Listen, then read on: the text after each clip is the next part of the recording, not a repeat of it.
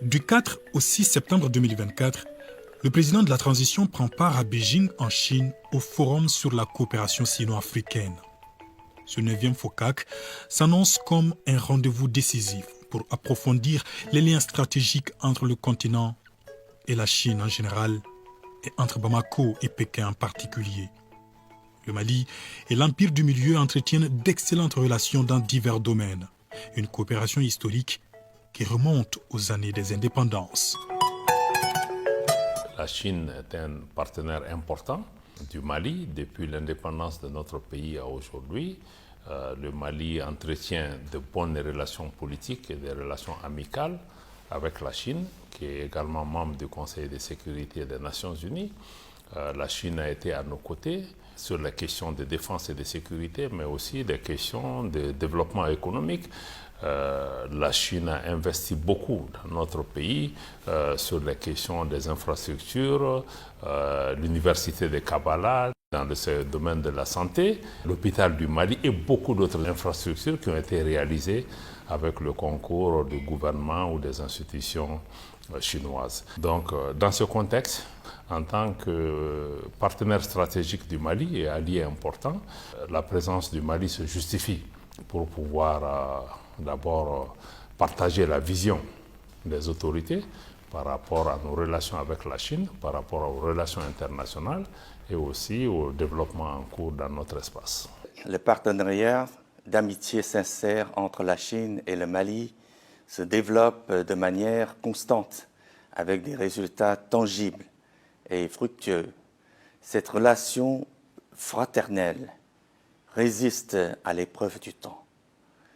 Tout en suivant les principes de l'amitié sincère, de l'égalité, du soutien mutuel, du développement commun, l'esprit de construire une communauté d'avenir partagé, avancé par le président Xi Jinping, et en respectant les 3 principes déterminés par le colonel Assimi Goïta, président de la transition et chef de l'État du Mali, les 2 pays ont mené une coopération tout azimut et ont porté des fruits abondants. Sur le plan politique, les 2 parties démontrent une profonde confiance mutuelle et se soutiennent fermement sur les questions relatives à nos intérêts fondamentaux respectifs. La Chine apprécie hautement la position résolue du Mali sur la politique d'une seule Chine. De son côté, la Chine soutient fermement le choix autonome du Mali de sa voie de développement et défend ses droits légitimes au Conseil de sécurité des Nations Unies, en s'opposant à la politisation et à la manipulation des questions des droits de l'homme pour s'ingérer aux affaires intérieures du Mali. Le thème du FOCAC 2024 est « S'associer pour promouvoir la modernisation et construire une communauté d'avenir partagée Chine-Afrique de haut niveau ». La rencontre sera marquée par une série d'événements, notamment des réunions ministérielles de haut niveau et une conférence des entrepreneurs visant à renforcer les relations bilatérales et à promouvoir les échanges économiques et commerciaux. Une véritable opportunité pour le Mali de nouer des partenariats stratégiques gagnant-gagnant.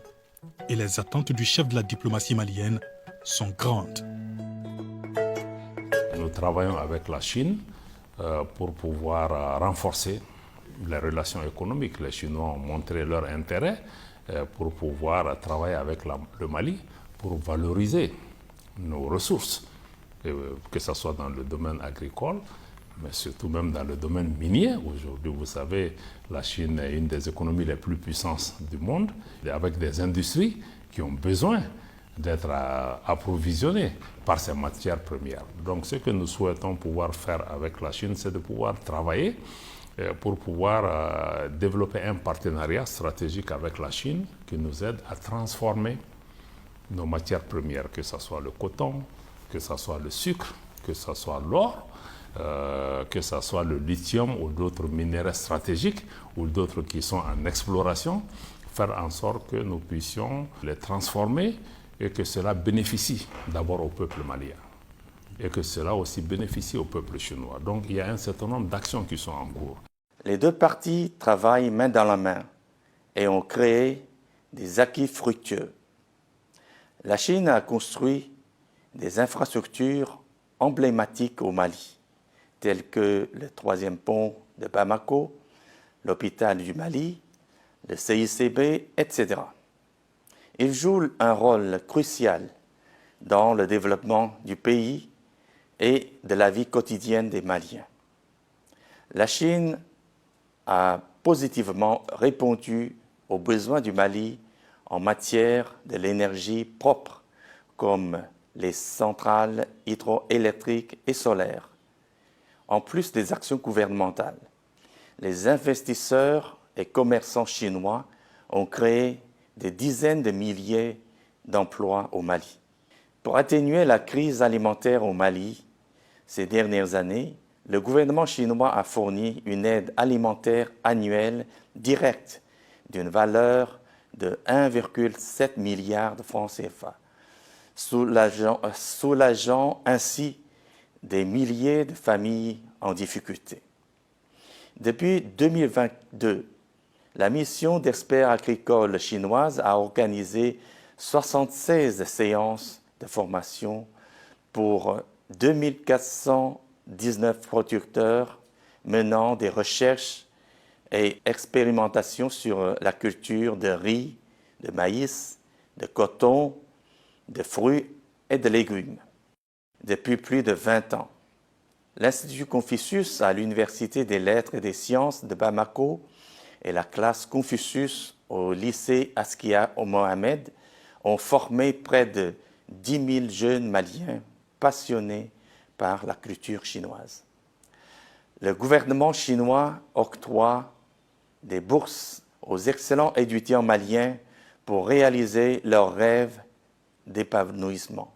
Nous pensons qu'il faut un partenariat où chacun gagne et qu'on ne va pas juste pour commander des choses avec les gens et que dans ce cadre-là, la Chine a besoin du Mali et le Mali a besoin de l'industrie, de toutes les capacités industrielles et financières de la Chine. Et il y a un certain nombre de projets que vous avez vus sur le terrain, des centrales solaires par exemple, qui sont réalisées, une centrale solaire qui est réalisée dans le cadre d'un partenariat avec la Chine. On a un premier volet à Safo, qui est engagé, qui a été lancé récemment, et on travaille aussi au deuxième volet. Donc toutes ces questions sont en discussion pour pouvoir se mettre d'accord. D'ailleurs, la première phase de ce partenariat est financée par le Mali. Et nous souhaitons pouvoir bénéficier aussi de l'accompagnement des institutions de financement et de développement de la Chine. Par rapport à cela, nous travaillons aussi dans le domaine des infrastructures. Il y a des entreprises chinoises qui travaillent au Mali pour le développement de notre pays. Dans le domaine de la santé, nous avons des actions qui sont également en cours. Dans le domaine aussi des échanges économiques entre les deux pays. Et aussi, vous savez que la Chine est aussi un pays membre du Conseil de sécurité, un pays qui partage les grands principes du Mali par rapport aux relations internationales, la non-ingérence dans les affaires intérieures des pays, le respect de la souveraineté des pays, la non-instrumentalisation ou politisation de la question des droits de l'homme. Et la Chine apporte régulièrement son soutien au Mali lors des discussions de ces questions dans les instances internationales, notamment au niveau du Conseil de sécurité. Donc, la participation du Mali sera donc de renforcer aussi cette coopération économique, mais de partager aussi avec le partenaire chinois la vision des autorités maliennes par rapport à notre développement, notre volonté de nous prendre en charge, le souhait d'avoir des relations qui soient respectueuses et équilibrées entre les parties, mais aussi de partager tous les plans et programmes que nous avons, notamment au niveau de la région dans le cadre de l'AES, et voir dans quelle mesure la Chine peut aussi regarder et suivre de près ce qui se passe dans cet espace et être aussi un partenaire non seulement du Mali, mais un partenaire de l'AES dans le cadre de tous les efforts qui sont en cours. La participation en personne du président de la transition du Mali au sommet du FOCAC 2024 reflète sa volonté sincère de renforcer les liens d'amitié et de coopération déjà existés depuis plus de 60 ans. Nous sommes persuadés que la partie malienne participera activement aux événements de ce sommet et à la discussion des documents comme la déclaration et le plan d'action. Nous sommes convaincus que ce sommet portera les relations sino-maliennes à un niveau plus élevé et renforcera la confiance politique mutuelle, consolidera la coopération pragmatique dans tous les domaines. Nous avons une communauté malienne investie en Chine. Cette communauté malienne a une particularité. Elle est essentiellement composée d'hommes d'affaires, d'investisseurs, de commerçants qui animent de manière efficace et productive l'économie nationale avec des investissements conséquents dans l'industrie, dans le commerce, dans l'import-export. Donc, nos ressortissants en Chine constituent un pilier important de notre développement. À cet égard-là, je voudrais lancer un appel à tous nos compatriotes, aux Maliens donc établis en Chine, pour leur demander d'être résolument mobilisés dans le cadre du sommet Chine-Afrique, de se mobiliser pour un accueil chaleureux au président de la transition, chef de l'État, pour son arrivée en Chine et aussi à toute la délégation malienne. Mais aussi de continuer à être des ambassadeurs du Mali en Chine. Le président de la transition s'apprête donc à se rendre en Chine. Une visite qui intervient un an après celle effectuée en Russie. Une nouvelle politique extérieure indépendante basée sur le respect mutuel, la diversification des partenaires et la défense des intérêts du peuple malien.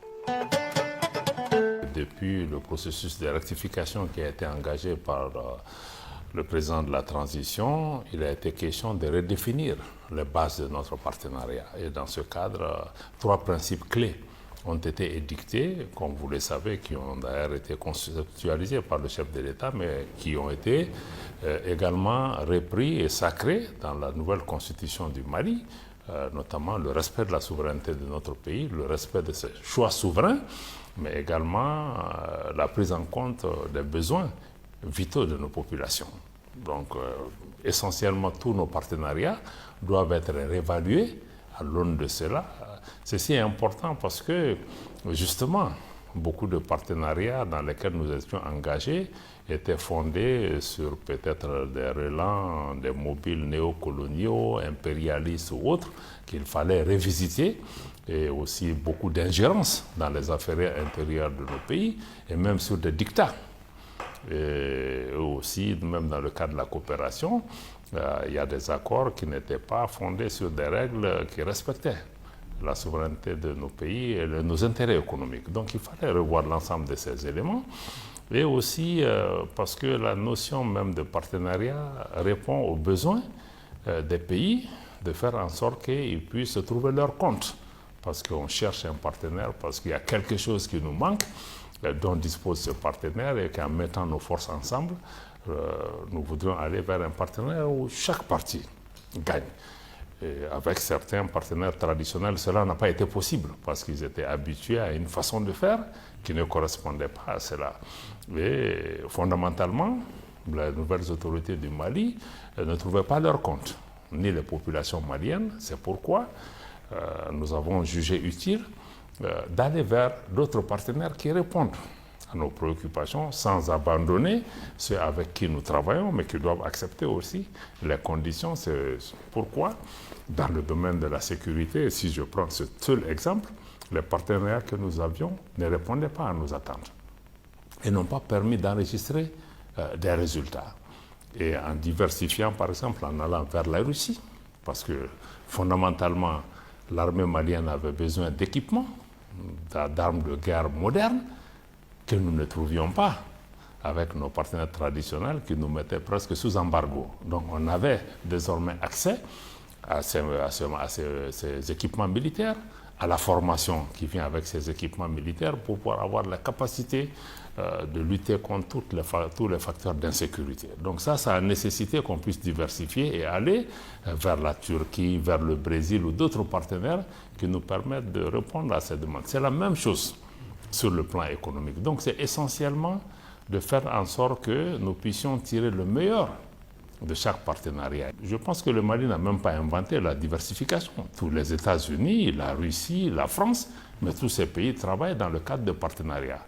Ces mêmes pays qui travaillent avec certains partenaires, ils nous interdisent, nous, de travailler avec ces partenaires. Donc notre pays s'est désormais donné la liberté de choisir ses partenaires uniquement fondés sur l'intérêt de notre pays, sans considération du fait que ceci plaise ou pas à un voisin ou à un pays qui s'est dit puissance. Vous savez, le Mali, on dispose quand même aussi de ressources importantes, notamment dans notre sous-sol et même dans le domaine agricole, etc.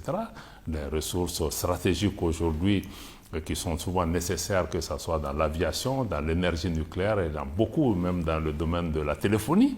Donc beaucoup de partenaires ont besoin aussi de ces ressources. Et nous avons besoin que ces ressources soient transformées et que ça puisse bénéficier aussi au développement de l'économie mondiale. Mais dans ce cadre, ça ne peut pas se faire sur le dos des Maliens. Donc nécessairement, il faut que le Mali gagne. Nécessairement, il faut que ses productions soient transformées, ne serait-ce qu'en partie au Mali, et que aussi le partenaire qui vient trouve son compte. Dans la foulée, le président de la transition œuvre au renforcement de l'intégration africaine. Au département en charge de la question, différentes initiatives sont prises pour matérialiser la vision présidentielle. Le Mali est pionnier de tout ce qui touche à l'intégration africaine depuis l'indépendance jusqu'à nos jours. Nous sommes membres fondateurs de toutes les organisations qui consacrent l'unité africaine ou qui travaillent pour l'unité africaine. Et au-delà de cet aspect historique, notre pays dispose d'une politique nationale d'intégration africaine. Notre pays a ratifié toutes les chartes et tous les actes qui consacrent l'intégration africaine, dont la plus majeure, c'est la ZLECAf, la zone de libre-échange continentale. Donc je pense qu'à ce niveau-là, le Mali peut être aisément cité comme exemple en termes de pays pionniers de l'intégration africaine.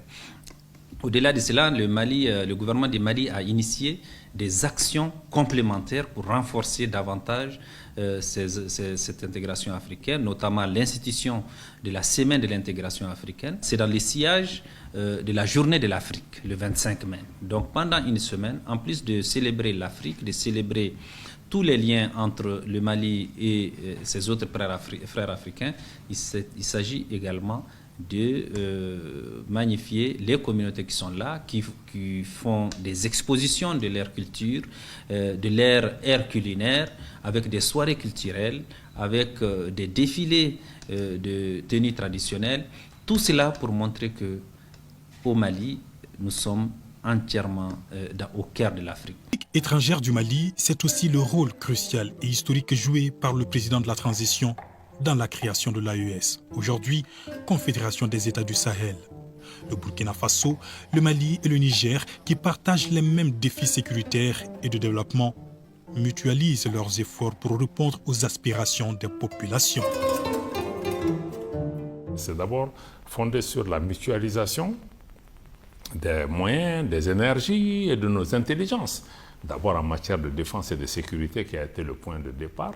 Aujourd'hui, nos trois armées nationales travaillent de façon intégrée, de façon harmonisée et font face à la même menace.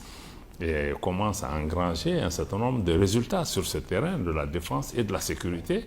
Parce que si nous mettons tous nos moyens ensemble, nous aurons plus d'impact. Mais nous comptons d'abord sur nous-mêmes. Donc ça, c'est le premier aspect, défense et sécurité. Sur le plan diplomatique, nous allons œuvrer à parler d'une seule voix, à nous concerter par rapport à ces différences, y compris sur la question économique. Et le troisième pilier, c'est justement les questions de développement, de renforcement de l'intégration, la libre circulation des personnes et des biens, comment on peut valoriser les ressources naturelles, les ressources minières et toutes les capacités dans notre espace pour que ça bénéficie à nos populations, qu'il y ait une approche intégrée de ces questions et que nous puissions travailler ensemble à avoir des chemins de fer, d'autres infrastructures qu'on peut faire qui puissent soulager nos populations, mais qui puissent aussi améliorer les conditions de vie de nos populations. Leur Excellence, le colonel Assimi Goïta, président de la transition, chef de l'État du Mali, le général Tchani, président du Niger, et le capitaine Ibrahim Traoré, président du Burkina Faso, ont ensemble décidé de mettre en œuvre cette magnifique idée de rapprochement, d'unification, de complémentarité de nos États, mais au-delà de nos États, mais aussi de nos peuples. Ce travail s'est fait en synergie. Au niveau technique, nous, départements, le ministère des Mali établi à l'extérieur de l'intégration africaine avec les autres départements impliqués, nous avons travaillé sur les aspects techniques. Nous avons fait des voyages à Ouagadougou pour préparer justement le sommet des chefs d'État, sommet qui a consacré la création de la Confédération des États du Sahel. Et comme vous le savez, le sommet des chefs d'État s'est conclu par une décision forte et importante pour notre pays. C'est la présidence malienne de la Confédération des États du Sahel. Ce que nous souhaitons, c'est que cette Confédération des États du Sahel puisse aussi être différente des autres modèles existants, en ce sens que nous voudrons que ça soit une intégration des peuples. Donc, l'intégration des peuples veut dire que dans toutes les dimensions, que ce soit la dimension sécuritaire, la dimension diplomatique, comme la dimension du développement, l'indicateur de mesure doit être la satisfaction des populations. Si nos populations sentent que la nouvelle dynamique qui est en place leur apporte le bien-être nécessaire, des facilités pour pouvoir se mouvoir, investir, travailler dans ces pays, je pense que nous aurons fait œuvre utile.